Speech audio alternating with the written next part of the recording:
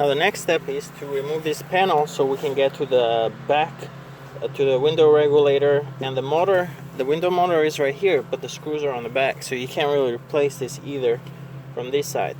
So what you want to do is, right here you have two access holes, and what these holes are for is for the window screws, because the window might be all the way up and all the way to the bottom. It's kind of hard to tell exactly where the window is.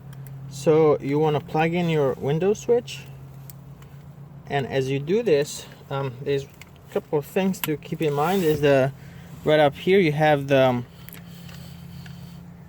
side airbag sensor, and you want to make sure that that is connected, because if that is disconnected, you're going to trigger the airbag light, and then you're going to need a scanner to reset it.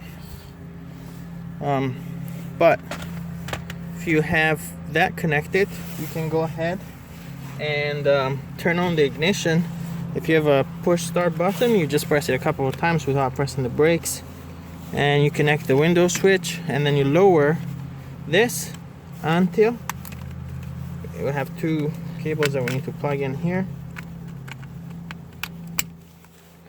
You lower this until you see that there it is. There's the bolt for the window. The window regulator holds the window in place. All you need to do is get that loosened up. That will allow you to move the glass all the way up. You can either tape the glass up there, use some tape to hold it in place. Be careful, because if that glass drops down, it will break, and it can also injure you. But you have this access hole right here, and the other one is right over here. So once you do, you can see this one is already lined up as well, because if you line up that one, this will be also lined up, and we'll loosen that up. And then once you do that, you can go ahead and remove all these screws on the outside perimeter. You don't want to remove these four right here. Don't remove these hold the window regulator.